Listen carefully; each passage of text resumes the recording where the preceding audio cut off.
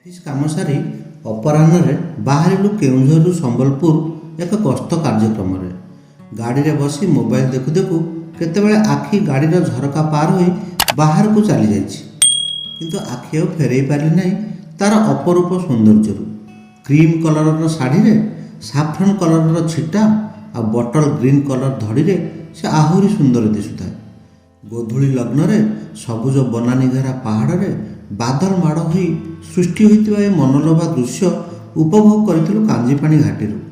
କାଞ୍ଜିପାଣି ଘାଟି ପାର ହେଲା ପରେ ମୋତେ ଲାଗୁଥାଏ କିଏ ଯେପରି ମୋତେ କହୁଛି, ଆରେ କୁଆଡ଼େ ଯାଉଛୁ ଏ ମନଲୋଭା ଦୃଶ୍ୟକୁ ଛାଡ଼ି, ଟିକେ ଏଠି ବସ୍, ପ୍ରକୃତି ସହ କଥା ହୋ, ଦେଖିବୁ ସବୁ ଭୁଲିଯିବୁ। କିନ୍ତୁ ନା, ସମୟ ନାହିଁ, କର୍ମପଥରେ ଆଗେଇ ଯିବାକୁ ପଡ଼ିବ। ବାଟରେ ଟିକେ ଚା ମାରି ପହଞ୍ଚିଥିଲୁ ସମ୍ବଲପୁରରେ ପ୍ରାୟ ରାତି 8ଟା ପାଖାପାଖି। ବାସ୍ କ'ଣ ଟିକେ ଖାଇ ନେଇ ଶୀଘ୍ର ବିଶ୍ରାମ ନେଇଯାଇଥିଲୁ ହୋଟେଲରେ, କାରଣ ପୁରା ସକାଳୁ ତା ପରଦିନ ଯିବାର ଥିଲା ହୀରାକୁଦ ଜଳଭଣ୍ଡାରରେ କେଜ୍ କଲଚର ବା ପଞ୍ଜୁରୀ ଭିତରେ ମାଛ ଚାଷ ଦେଖିବା ପାଇଁ। ତା ପରଦିନ ସକାଳୁ 5ଟା 30ରେ ଯୋଜନା ମୁତାବକ ଆମେ ବାହାରିଥିଲୁ ହୀରାକୁଦ ଡ୍ୟାମ୍ ଅଭିମୁଖେ। ହୀରାକୁଦ ଜଳଭଣ୍ଡାରର କୂଳରେ ଛିଡ଼ା ହୋଇଥାଉ ଭିତରକୁ ଯିବା ଉଦ୍ଦେଶ୍ୟରେ। ଭିତରକୁ ନେଇଯିବା ପାଇଁ ମଟର ବୋଟ୍ଟି ପ୍ରସ୍ତୁତ ହେଉଥାଏ। ଆମେ ହୀରାକୁଦର ବିଶାଳ ଜଳରାଶିକୁ ଅନେଇଥାଉ। ବର୍ଷା ଦିନ, ମହାନଦୀର ପାଣିରେ ହୀରାକୁଦ ଫୁଲି ଉଠିଥାଏ। ହୀରାକୁଦ ପାଣିର ଛୋଟ ଛୋଟ ଲହଡ଼ି ପାଦରେ ଆସି ମାଡ଼ ହେଉଥାଏ।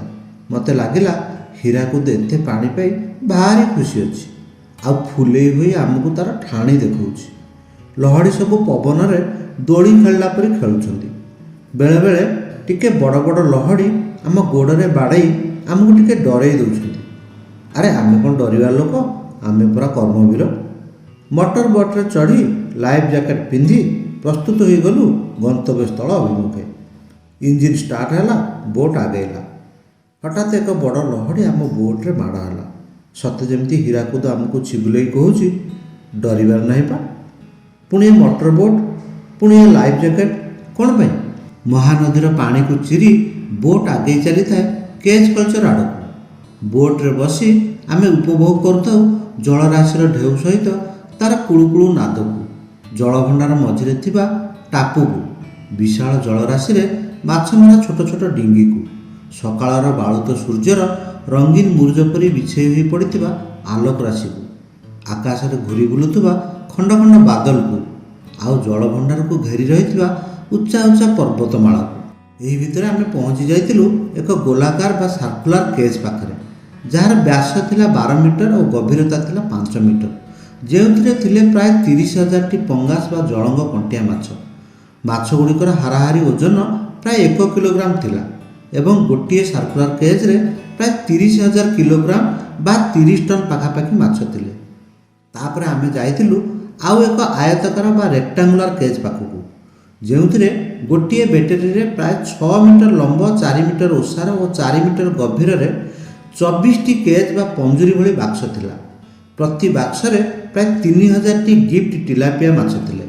ପ୍ରତି ମାଛର ହାରାହାରି ଓଜନ 800ରୁ 900 ଗ୍ରାମ ହିସାବରେ ପ୍ରାୟ ପ୍ରତି ବାକ୍ସରେ 2.5 ଟନ୍ ପାଖାପାଖି ମାଛ ଥିଲେ ଏବଂ ସେହି ବେଟେରୀରେ 24ଟି ବାକ୍ସରେ ପ୍ରାୟ 60 ଟନ୍ ପାଖାପାଖି ଟିଲାପିଆ ମାଛ ଥିଲେ।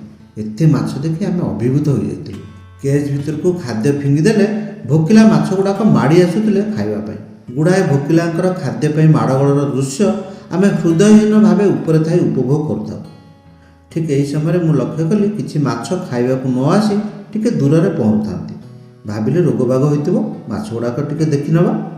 ପାଖକୁ ଗଲାବେଳେ ସେମାନେ ଦୂରକୁ ଚାଲିଯାଇ କହିଲେ, ଆମକୁ ଛୁଅଁ ନା, ତୁମେ ମଣିଷ ଗୁଡ଼ାକ ନା ଭାରି ସ୍ୱାର୍ଥପର।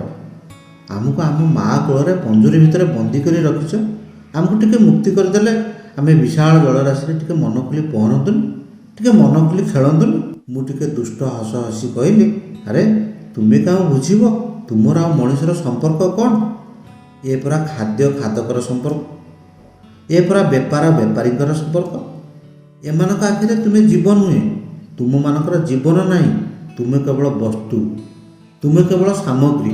ମୋ କଥା ଶୁଣି ସେମାନେ ଲାଞ୍ଜକୁ ପାଣିରେ ପିଟି ଭିତରକୁ ଯିବା ବେଳେ ହତାଶ ଭରା ଉଚ୍ଚ ସ୍ୱରରେ କହିଯାଉଥାନ୍ତି, ତୁମେ ମଣିଷ ଗୁଡ଼ାକ ଶାକାହାରୀ ହୋଇଗଲେ ହୁଅନ୍ତାନି, ଆଉ ଏ ପଛରେ ତୁମେ ହିଁ ମୂଳ, କାରଣ ତୁମମାନଙ୍କର ପ୍ରୋତ୍ସାହନ ହିଁ ଏଥିପାଇଁ ଅଛି। ସତରେ ଏ କଥା ଗୁଡ଼ାକ ଏବେ ବି ମନ ଭିତରେ ଗୁଞ୍ଜୁଛି।